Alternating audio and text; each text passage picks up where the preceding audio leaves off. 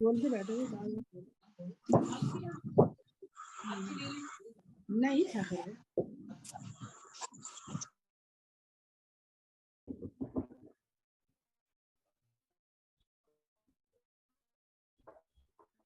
हाँ, जानने का कार्य कभी भी बंद नहीं होता, सदैव चलता रहता है जी। हम चाहे जागें, चाहे सोएं, चाहे हमें करोड़ों पुस्तकों का ज्ञान हो, चाहे हमारा ज्ञान इतना सा हो कि हमें अगला मतलब आज हमने सुबह क्या खाया था उसका भी ज्ञान नहीं हो, तब भी ज्ञान का परिणमन सदैव चलता रहता है। कभी भी ज्ञान का परिणमन बंद नहीं होगा, चाहे वो कम रूप में चले या ज्यादा रूप में चले, ज्ञान का परिणमन नित्य रहता है। तो ये ऐसा ज्ञान, ये आत्मा का ऐसा गुण है ज्ञान, जिसका परिणमन, सारे ही गुणों का परिणमन नित्य प्रति चलता रहता है, किसी भी गुण का परिणमन रुकता नहीं है। ऐसे ही ज्ञान का जो जानने रूप कार्य है वह भी नित्य चलता है। अब मिथ्या ज्ञान में वह जो ज्ञान का परिणमन है वह उल्टे रूप में कार्य कर रहा है। क्या जान रहा है? ये जो 7 तत्व की विपरीत श्रद्धा देखी थी ना हमने, और फिर उसमें बाद में मिथ्या ज्ञान की चर्चा आई, तो क्या चर्चा ली थी मिथ्या ज्ञान में? हमने कल पढ़ा था ना, या ही प्रतीति जुत कछुक ज्ञान। इस प्रतीति का अर्थ है श्रद्धा। जो पहले गुण की चर्चा हमने की श्रद्धा, वह उसका अर्थ है प्रतीति। प्रतीति कहें, श्रद्धा कहें, अनुभव कहें, ये सब एक ही बात है ना। तो जो प्रतीति हुई है, 7 तत्वों की प्रतीति हुई है, तो मिथ्या दर्शन में क्या हुआ था कि 7 तत्वों की विपरीत श्रद्धा हो गई थी, उसकी प्रतीति थी। तो मिथ्या ज्ञान में क्या होगा कि जो 7 तत्वों की विपरीत प्रतीति हुई थी उसका ज्ञान होना, वह मिथ्या ज्ञान कहलाता है। जैसे शरीर को जीव मानना, तो ये जो मानना है वह श्रद्धा गुण का कार्य है। तो ये किस में आएगा? मिथ्या श्रद्धा के अंतर्गत आएगा। लेकिन शरीर को जीव जानना, ये जो जानना है वह ज्ञान गुण का कार्य है। यह किस में आएगा? यह मिथ्या ज्ञान के अंतर्गत आएगा। ठीक है। अब तीसरा गुण, 2 गुण की चर्चा हो गई, तीसरा गुण कौन सा बताया है वंदना जी?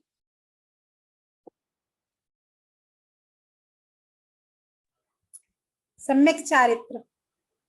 हाँ देखो, सम्यक चारित्र तो पर्याय है, गुण नहीं है। गुण क्या है?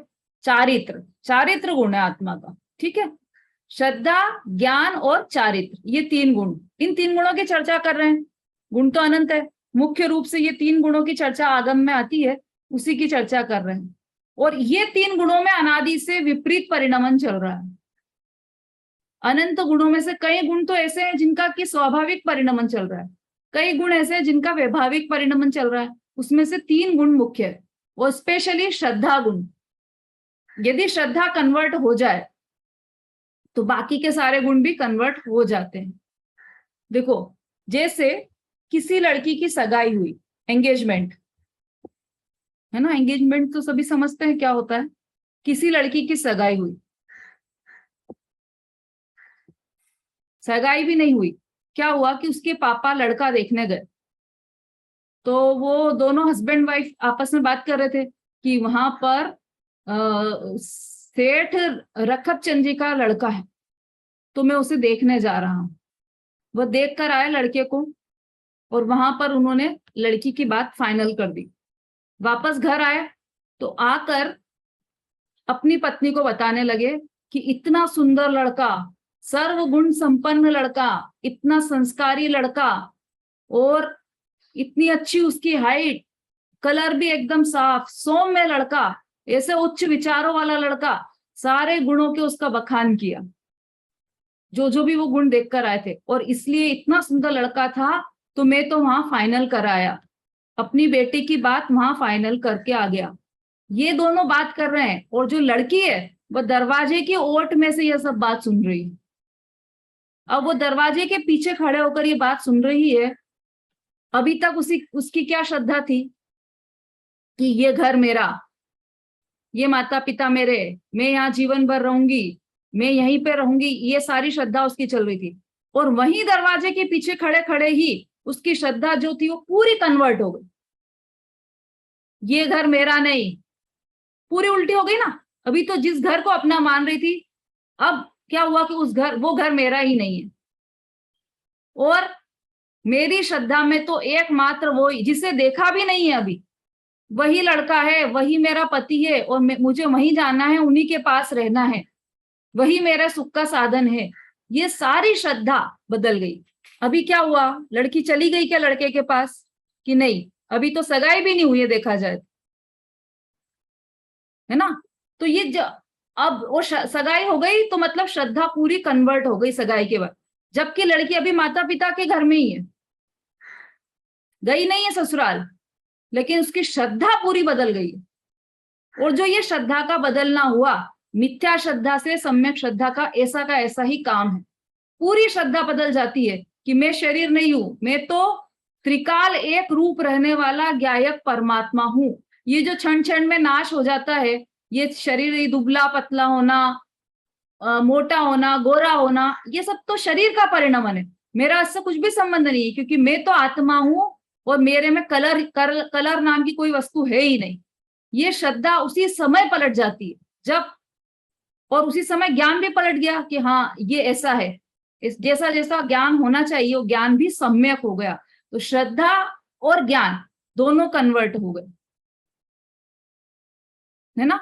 इस उदाहरण से थोड़ा थोड़ा समझ में आ रहा होगा सबको कि श्रद्धा और ज्ञान कन्वर्ट हो गए। चारित्र में समय लगेगा, अभी समय है उसमें 6 महीने है, 6 महीने बाद शादी होगी। 6 महीने तक वो क्या करेगी लड़की? माता पिता के घर में ही रहेगी, माता पिता की सेवा करेगी, घर भी सजाएगी। मान रही है अंदर कि ये घर मेरा नहीं है, लेकिन फिर भी उस घर को सजाएगी, घर की साफ सफाई रखेगी। जिस कमरे को मान लिया उसने कि अब ये मेरा है ही नहीं कमरा, मेरा कमरा तो, मेरी तो वहां पर हवेली है बहुत बड़ी, तो ये छोटा सा 10 बाय 10 का कमरा ये मेरा नहीं है, लेकिन फिर भी उस कमरे की सफाई रखेगी और सारे कार्य जो पहले करती थी वह सब करेगी। अंदर में क्रांति हो गई, अंदर में पूरा चेंज हो गया। बिल्कुल ऐसी की ऐसी सम्यक दृष्टि जीव की दशा रहती है, अंदर में पूरा चेंज हो जाता है जीव कि उसकी श्रद्धा बदल गई, उसका ज्ञान बदल गया। चारित्र में समय लगेगा, पूर्ण होने में समय लगेगा, लेकिन स्वरूपाचरण चारित्र तो वहीं पर प्रकट हो गया। आत्मा में लीनता का प्रारंभ वहां हो गया, और इस दशा को कहते हैं संवर प्रकट होना। जो आत्मा में लीनता हुई ना, संवर बहुत कम समय के लिए हुई, लेकिन वहां से संवर प्रारंभ हो गया। संवर प्रारंभ हुआ, इसका मतलब क्या हुआ? आश्रव का आना रुक गया, कर्मों का जो आश्रव हो रहा था उसे हमने रोक दिया। अभी जो पानी भरा है नाव में, वो भरा है, वो तो धीरे धीरे निकलेगा, लेकिन पानी का आना रुक गया है, कर्मों का आश्रव रुक गया है। तो अब ये इस प्रकार अग्रहित मिथ्या दर्शन, मिथ्या ज्ञान और मिथ्या चारित्र तीनों का वर्णन किया। क्या क्या होता है अग्रहित मिथ्या दर्शन में? अग्रहित का अर्थ तो सभी को पता होगा, अब तो सबको मालूम पड़ गया होगा। जिसे नहीं पता है वो जरा हैंड रेस कीजिए। अग्रहित का क्या अर्थ है? तो फिर ये मान लें कि सबको पता है। चलो ऐसा करते हैं कि जिसे पता है वो हैंड रेस कीजिए।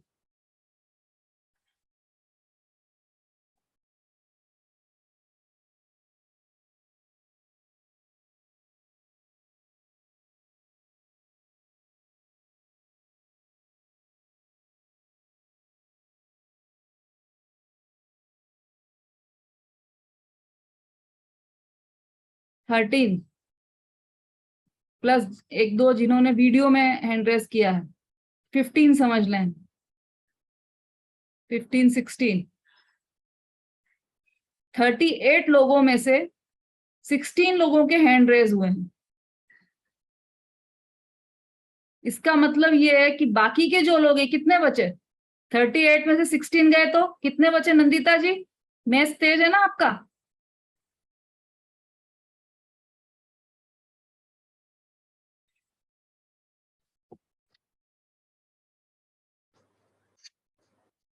हो गया। माइनस करना पड़ रहा है? जय जिनेंद्र।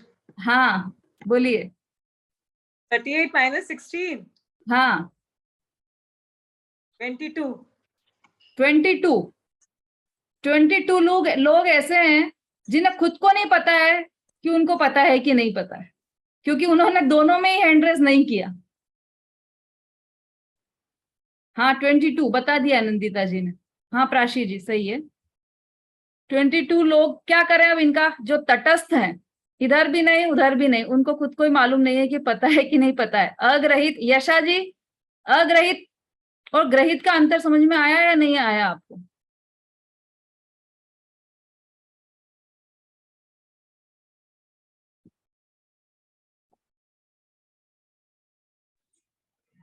मैंने हैंड रेस किया था, मुझे नहीं पता। अच्छा किया था आपने? तो उसमें हाँ, तो एक भी हैंड रेस दिख नहीं रहा था। अच्छा चलिए कोई फिर बात नहीं। था, फिर मैंने नीचे कर लिया था, फिर जिसको आता था उसने हैंड रेस किया। अच्छा अच्छा ठीक है, चलिए इतनी ऑनेस्टी रखी आपने, बहुत अच्छी बात है ये। हाँ चलो, जिन्होंने सबने हैंड रेस किए हैं वो सब बहुत समझदार हैं, क्योंकि उन्हें प्रमाद नहीं है हैंड रेस करने में। और बाकी के जिन्हें याद भी है और हैंड रेस नहीं कर रहे हैं, तो फिर अब उनके लिए क्या कह सकते हैं? या तो वो 10 लक्षण की तैयारियों में व्यस्त हैं। हाँ मंजू जी, आपका हैंड रेस भी हमने मान लिया है बिल्कुल। ग्रहित और अग्रहित में अंतर, चलो आप मंजू जी आप ही बता दीजिए। एक बार और समझा दीजिए, हमको समझ में नहीं आया है। अच्छा इसलिए हैंड रेस किया है आपने? हाँ जी। ठीक है ठीक। हाँ भाई, मोटो जी कौन है ये?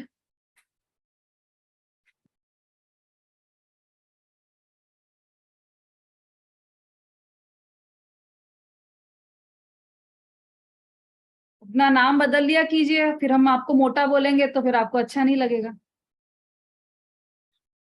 मोटो जी अपना अनम्यूट करके बोलिए।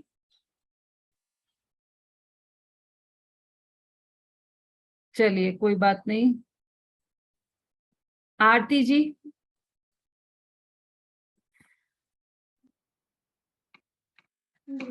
जो अनादि से है, जिसे नया ग्रहण नहीं किया गया है, वो अग्रहित मिथ्या दर्शन है, मिथ्यात्व है।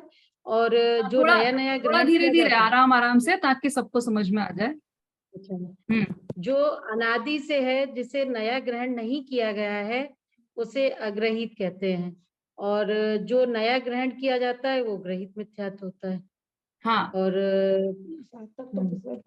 ठीक है, ये सिंपल सी बात है दोनों में, अग्रहित और ग्रहित में। जो अनादि से है, जिसे नवीन ग्रहण नहीं किया है, वह अग्रहित कहलाता है। और जिसे नवीन ग्रहण किया है, मतलब इसी जन्म में हमने ग्रहण किया हो, वह ग्रहित कहलाता है। इतना सा अंतर है दोनों में, अग्रहित और ग्रहित। अब अग्रहित के भी 3 भेद हैं और ग्रहित के भी 3 भेद हैं। अग्रहित के 3 भेदों की चर्चा हम कर चुके हैं। अग्रहित मिथ्या दर्शन, मिथ्या ज्ञान और मिथ्या चारित्र। अग्रहित मिथ्या दर्शन, मिथ्या ज्ञान और मिथ्या चारित्र की बात यहाँ पर चलेगी। अब जो ग्रहित सुनिए सुते, अब जो ग्रहित मिथ्या दर्शन ज्ञान चारित्र है उसे सुनिए। भावार्थ पढ़ना है। स्वाति जी भावार्थ पढ़िए।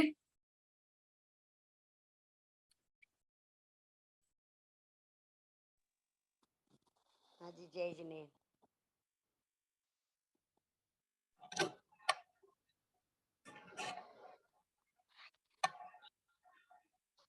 दी मैं पीडीएफ से पढ़ रही हूँ तो थोड़ा सा। हाँ पढ़िए।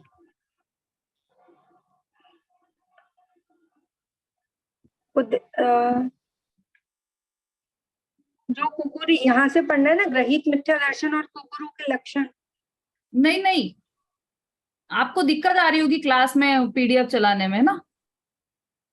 हाँ दीदी। कोई बात नहीं, आप रहने दीजिए, नहीं दी। किसी और से पढ़वा लेते हैं। वर्षा जी।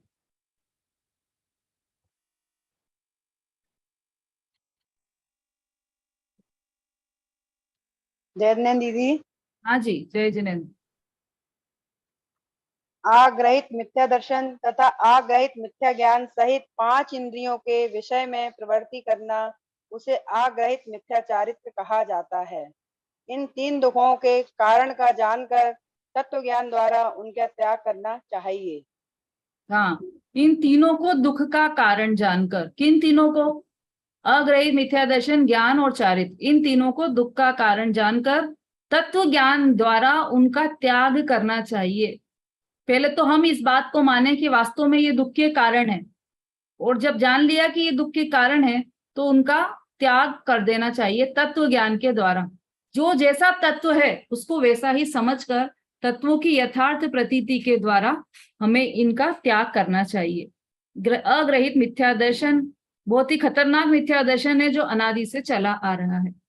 अब ग्रहित मिथ्या दर्शन और कुगुरु के लक्षण 9वें छंद में आएगा। ग्रहित मिथ्या दर्शन और कुगुरु के लक्षण, इसके लिए मैंने कल भी कहा था कि ये बहुत ही विशेष चर्चा है और ऐसी भूल है जो हमें पकड़ में भी नहीं आती। हम समझते हैं कि हमें ग्रहित मिथ्या दर्शन तो है ही नहीं। बहुत से लोग तो ऐसा समझते हैं कि हम जैन कुल में उत्पन्न हुए, हमारा जन्म हुआ है तो हम सम्यक दृष्टि तो पैदा ही हुए हैं, सम्यक दर्शन सहित ही है ना। ये बहुत सी ऐसी मान्यता रहती है क्योंकि हम सच्चे देवशास्त्र गुरु का श्रद्धांत तो है ही, क्योंकि हम तो केवल अपने मंदिर ही जाते हैं, किसी और के मंदिर नहीं जाते। और 7 तत्व का नाम हम जानते हैं, जीव, अजीव, आश्रव, बंध, संवर, निजरा, मोक्ष। तो 7 तत्वों का श्रद्धांत भी हमें, तो इसलिए हमें मिथ्या दर्शन नहीं है, हमें तो सम्यक दर्शन है जन्म से ही, है ना। ये क्या भ्रांति है? अगर ये भ्रांति है तो इसे भ्रांति क्यों कहा गया है, ये सब की चर्चा हमारी अगली कक्षा जब 10 लक्षण के बाद लगेगी तब हम करेंगे। और मैंने कल भी कहा था कि आप सबको इसमें एकत्रित कीजिए, जिन जिनका आप भला चाहते हैं या जो जो आपके परिचित हैं, जो आपके रिलेटिव्स हैं, उन सबको इसमें बुलाइए, फोन कीजिए।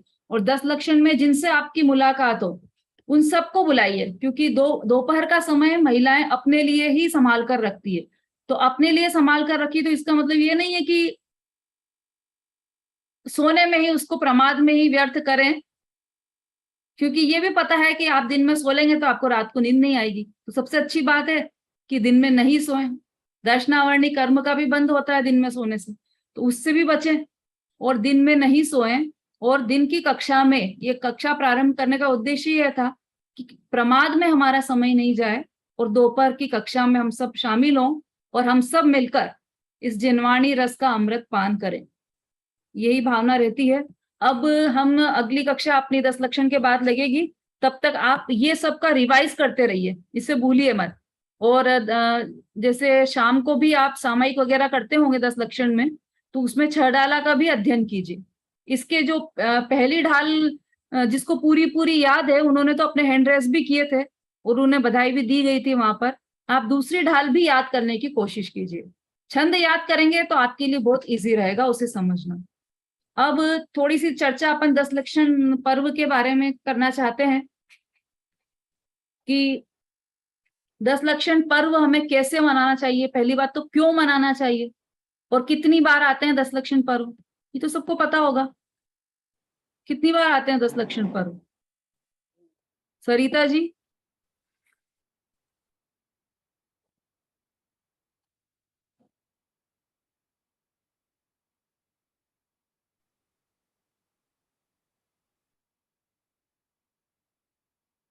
कुसुम जी?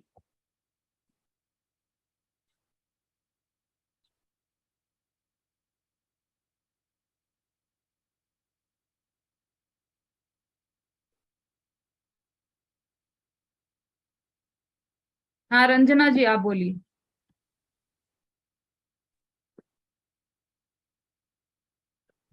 जय जिनेन्द्र दीदी। हाँ जी। 3 बार आते हैं वर्ष में, 3 बार आते हैं ना 10 लक्षण पर। हाँ बिल्कुल सही, 3 बार वर्ष में 3 बार आते हैं और उन तीनों बार के 10 लक्षण व्रत को हमें धूमधाम से मनाना चाहिए। मायूस नहीं होना चाहिए कि अरे व्रत आने वाले हैं, सब चीजें छोड़ना पड़ेगी, मंदिर ज्यादा जाना पड़ेगा, टीवी छोड़ना पड़ेगा, इससे मायूस नहीं होना चाहिए। क्योंकि यह चर्चा जो 10 लक्षण व्रत में हमें मंदिर जाने का सौभाग्य मिलता है, विधान होता है मंदिर में, और जो विद्वान बाहर से आते हैं उनके प्रवचनों का सौभाग्य मिलता है। तो ये सारी बात किसके लिए? हमारे लिए ही तो है ना, हमारे सुख के लिए ही है। पर अगर आप उस समय मंदिर नहीं जाते हैं तो घर में रहेंगे तो अशुभ का ही बंध होगा। बंध की चर्चा पड़ी थी ना हमने, शुभ अशुभ बंध के फल मजार। तो आपने कहा था कि शुभ और अशुभ दोनों में ही बंध है, तो मंदिर क्यों जाएं? ये स्वच्छंदता मत निकालना इस क्लास में से, ये विशेष ध्यान रखना। यहाँ पर जो कक्षा चल रही है, उपदेश हमेशा ऊंचा चढ़ने के लिए दिया जाता है, नीचा गिरने के लिए नहीं दिया जाता है। शुभ और अशुभ दोनों ही बंध दुखदायक है, संसार में रुलाने वाले हैं। तो ये अगर हम शुभ छोड़कर अशुभ में प्रवर्तेंगे तो वह भी तो संसार ही है ना, उसमें तो और नरक निगोद में जाना पड़ेगा।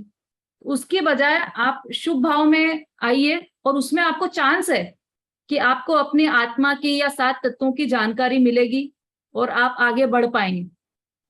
अशुभ के उदय में तो चांस भी नहीं है। तो ये सब बात ध्यान रखकर मंदिर में जरूर जाइए। आपके पास में जो भी मंदिर है वहां पर जरूर जाइए। जो विद्वान बाहर से आ रहे हैं उनकी चर्चा सुनिए। अच्छा, कुछ प्रश्न मेरे पास पर्सनली आए थे कि 10 लक्षण में हमें ये त्याग वगैरह करना चाहिए या नहीं, 16 का भोजन करना कि नहीं, कि जैसा हम सामान्य रूप से भोजन करते हैं वैसा ही करें, तो क्या दिक्कत है? ऐसे प्रश्न भी आए थे। तो ऐसा है कि 16 का भोजन इसलिए, देखो चातुर्मास चल रहा है और चातुर्मास में वैसे तो हरी पत्तियों का तो पूरा ही त्याग किया जाता है ना। और जितना कम हम हरी सब्जियों का उपयोग करें उतना अच्छा रहता है। चातुर्मास में वनस्पति काय में बहुत दोष विशेष उत्पन्न हो जाता है, इसलिए हम हरी सब्जियों का त्याग करते हैं। और 10 लक्षण व्रत में हम हरी सब्जियों का पूर्णतः त्याग करते हैं ताकि हमें पाप कम लगे, हिंसा कम हो। हिंसा कम होने से पाप कार्य कम होंगे और पाप बंध कम होगा। इसलिए जरूर ये रखें और उस समय संयम करें। भाई ऐसा भी नहीं होना चाहिए कि आपने कि हम तो 16 करना है तो हम तो रोज धुले कपड़ों में। एक भिंड में एक माताजी मिली थी, क्या जगह का नाम तो मैं नहीं बताना चाह रही, पर एक जगह एक माताजी मिली थी, इतनी बहुत 16 करती हैं और गीले वस्त्रों में ही भोजन बनाती डेली। और कोई बच्चा उनसे छू जाए गलती से तो फिर वो नाराज, फिर वापस जाकर नहाती थी, फिर गीली साड़ी पहनती और फिर भोजन बनाती थी। बिल्कुल शुद्ध भोजन बनता था 16 का उनके। फिर क्या बनाया अम्मा जी आज? क्योंकि आज आलू की सब्जी बनाई। क्या बात कर रहे हो, आलू की सब्जी? हाँ तो क्या हो गया, धो खूब अच्छी तरह से उनको कुएं का पानी, मैं कुएं पर गई, खुद खींच कर लाई कुएं से पानी, उस पानी से छने हुए पानी से खूब अच्छी तरह से धोया मैंने, उन आलूओं को बनाया है। तो ऐसा तो उल्टा कार्य अपन यहाँ पे जितने भी लोग हैं सब समझदार हैं, ऐसा उल्टा कार्य तो करेंगे नहीं कि जिसमें साधारण वनस्पति का दोष हो वो वनस्पति तो हमें लेना नहीं। अपन पहले ही समझ चुके हैं ये बात तो कि उसमें कितना दोष है और क्या दोष है। और रही बात दूसरे 16 की, तो 16 भी करो तो उसमें है ना, कीजिए शक्ति प्रमाण, शक्ति बिना सरधा धरे। ऐसा नहीं होना चाहिए कि आप मतलब संयम में और उसमें घर की सार संभाल में ये धोना, ये धुला हुआ खाना, ये धुला हुआ खाना, और आपकी शक्ति खत्म हो जाए और जब प्रवचन आए, पंडित जी बोलने लगे, कुछ आत्मा की बात बताने लगे और उस समय आपको नींद आ जाए। ऐसे शरीर की थकान इतनी नहीं होना कि आप दूसरे कार्यों में इतने लगे कि अपना मूल कार्य ही भूल जाए।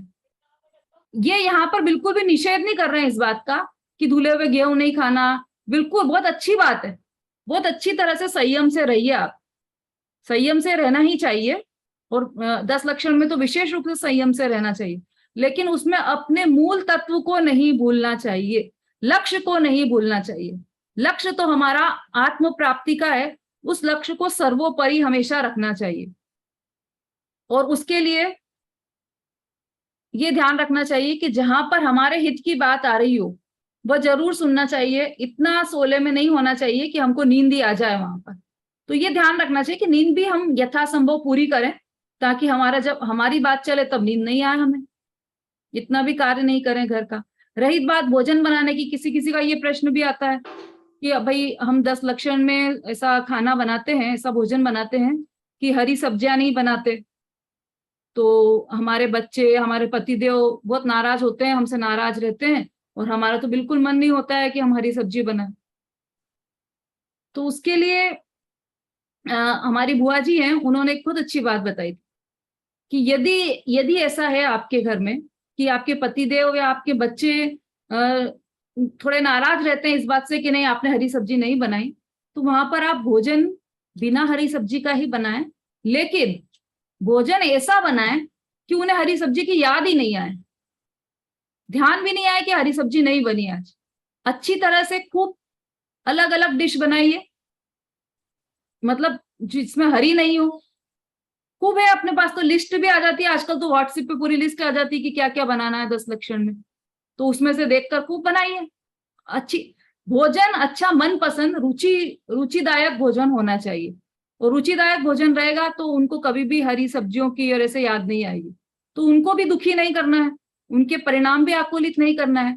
घर में जो कषाय है वो घर में कषाय का माहौल भी नहीं रखना है।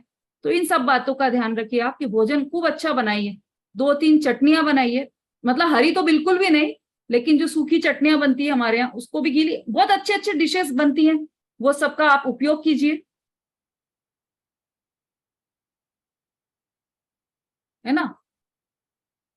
इसका मतलब ये बिल्कुल भी मत निकालना आप कि हरी सब्जी बनाए। और वास्तव में तो देखा जाए तो जिनके पतिदेव और बच्चे नाराज नहीं होते हैं, खुश रहते हैं कि हाँ हम बिना हरी सब्जी का भोजन करेंगे 10 दिन, हम पूरा संयम पालेंगे, तो उन्हें तो कम से कम समय देना चाहिए किचन में, क्योंकि उनके तो पतिदेव संतुष्ट है इस बात से, उन्हें फिर क्या दिक्कत है। तो अपना किचन में कम से कम समय दो, और धार्मिक कार्यों में अधिक समय दो, मंदिर में अधिक समय दो, अपने अध्ययन में अधिक समय दो। बस यही कहना था। अगर किसी का कोई प्रश्न है 10 लक्षण के संदर्भ में या और भी किसी बारे में, तो प्रश्न पूछ सकते हैं, फिर अपन ये क्लास यहीं पर समाप्त करते हैं।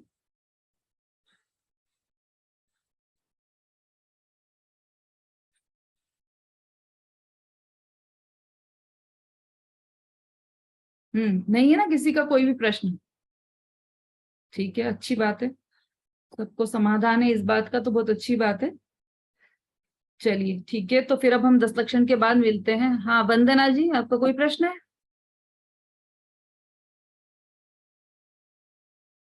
हाँ दीदी, हाँ आप बोलिए। थोड़ी थोड़ी बीच में दोपहर में 3 बजे थोड़ी सी आधे घंटे के लिए क्लास ले लो ना, मतलब कुछ भी धर्म के रूप में चर्चा, इस क्लास से अलग होकर धर्म के रूप में चर्चा, तो अच्छा लगेगा 10 दिन। हाँ पर वो अभी क्या सबके मंदिरों में ये कार्यक्रम रहता है ना आज, वो जी, सबके दोपहर के मंदिरों में टाइम दोपहर में, दोपहर को तो कम होता है ना प्रोग्राम, सुबह शाम ही ज्यादा होते हैं, दोपहर में टाइम मिलता है थोड़ा। देखो सबसे पूछ लेते हैं, क्योंकि अधिकतर मंदिरों में दोपहर में तत्वार सूत्र चलता है। देखते हैं जैसा भी सबका मन होगा। हाँ यशा जी बोलिए। हाँ, दोपहर का टाइम कैसे निकालना चाहिए 10 लक्षण में? अब क्लास तो नहीं होगी तो फिर क्या करें? भाई मंदिर जी में तत्वार सूत्र चलता है दोपहर में, प्रत्येक मंदिर में ये प्राचीन परंपरा चली आ रही है, तत्वार सूत्र चलता है, तो उसमें अटेंड कीजिए। अगर वहां नहीं चल रहा है तो अपना स्वयं का स्वाध्याय कीजिए, है ना। बहुत अच्छी अच्छी कहानियां, अगर बड़े शास्त्र नहीं पढ़ना है तो छोटे छोटे शास्त्र भी हैं, 24 तीर्थंकर पुराण है, जैन धर्म की कहानियां हैं, और भी अच्छी अच्छी किताबें हैं, उनका अध्ययन कीजिए। और जो आप बहुत दिनों से सोच रहे थे कि हमको ये पढ़ना है ये पढ़ना है, नहीं पढ़ पा रहे थे समय की कमी के कारण, उनका अध्ययन कीजिए। निशा जी बोलिए। आप तत्व सूत्र ही ले लो ना दिन में थोड़ी देर के लिए, तत्व सूत्र का स्वाध्याय 10 दिन में। अरे देखो इनका वंदना जी का, आपका ये कहना है यशा जी का, लेकिन बाकी तो है ना और भी, भाई सब लोग आए तो अपन ले सकते हैं ये क्लास, है ना। और विषय अपन डिफरेंट रखेंगे। हाँ संगीता जी बोलिए। दीदी ले लीजिए दोपहर में तत्व सूत्र का। नहीं, कितने बजे तक फ्री होंगे आप लोग? दीदी पहले आप देख लीजिए, हम तो 2 बजे के बाद फ्री है। हाँ दीदी ले लीजिए, समता हम जी भी तैयार हैं। यही टाइम सबसे सही है। ये टाइम हाँ सही यही है समय दीदी। से 3 से 3:30 3 बजे समय ठीक है, ठीक है, 3:30। क्लास का ही टाइम सही है। ऐसा करते हैं, आप लोग डिसाइड कर लीजिए अपने अपने बारे में और वहाँ ग्रुप पर डाल दीजिए। तो अभी तो टाइम है, अभी आज ऐसे तो लास्ट आज है कक्षा, अब टाइम है अभी अपने को, तो अपन उस दिन फिर मतलब आप ग्रुप पर डाल दीजिए, वहीं पर डिसाइड कर लेंगे ना, जो भी धर्म के ऊपर ले लेना, क्या जैसे 10 धर्म के ऊपर भी ले लेना, वो भी अच्छा है, 10 धर्म के ऊपर। हाँ, विषय तो अपन ले सकते हैं, धर्म 10 धर्म का विषय भी ले सकते हैं, और भी विषय ले सकते हैं, लेकिन कितने लोग आ रहे हैं ये आप ग्रुप में, ममता जी आप ग्रुप में मैसेज डाल दीजिएगा कि कौन कौन इसके सपोर्ट में है, तो जितने लाइक्स है, जितने हैंड रेज आएंगे, अपन उसके अकॉर्डिंग डिसाइड कर लेंगे कि लेना है या नहीं लेना है ना। ठीक है, चलिए, तो ये झडाला की कक्षा तो अपनी उसके बाद ही चलेगी, 10 लक्षण के बाद। कल 14 से, तो वो 14 वाली जो कक्षा है जैन सिद्धांत प्रवेशिका की, वह यथावत चलेगी, और वह भी कल अंतिम कक्षा रहेगी जैन सिद्धांत प्रवेशिका की। उसके बाद वो भी 10 लक्षण के बाद ही चलेगी। दीदी मेरे को लिंक भेज देना, ये लिंक खुलती नहीं है आपकी। हाँ ठीक है, लिंक भेज देंगे अभी। कोई भी आप लोग कोई भी भेज दीजिए जिसके पास जैन सिद्धांत प्रवेशिका की लिंक हो, वो कोई भी आप ग्रुप में डाल दीजिए। हाँ वर्षा जी, आप कुछ कहना चाह रही हैं? हाँ दीदी, हाँ बोलिए। मैं ये बोल रही थी, बच्चों को कैसे कुछ नया सिखाएं इस पोजीशन में, बच्चों के लिए क्या कुछ नया है जो बच्चे कुछ आगे बढ़े। हम लोग तो अपना कर रहे हैं, तो बच्चे कैसे मोटिवेट होंगे।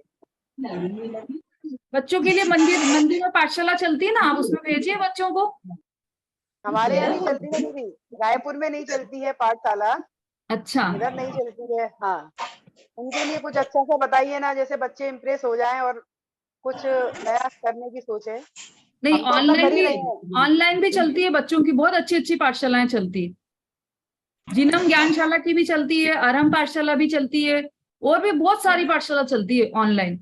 तो उसमें आप डालिए बच्चों को, है ना। और बच्चे अगर कुछ सुनाना चाहते हैं तो उनको यहाँ पर भी आप ला सकते हैं, यहाँ पर वो सुनाए, तो उससे उन्हें प्रोत्साहन मिलेगा। सबको अच्छा लगता है, कोई बच्चा धर्म की बात करता है तो सभी को अच्छा लगता है, तो यहाँ पर लाइए, है ना। चलिए ठीक है, अभी अब तो अपना समय बहुत हो गया है, अभी अपन कक्षा यहीं पर एंड करते हैं।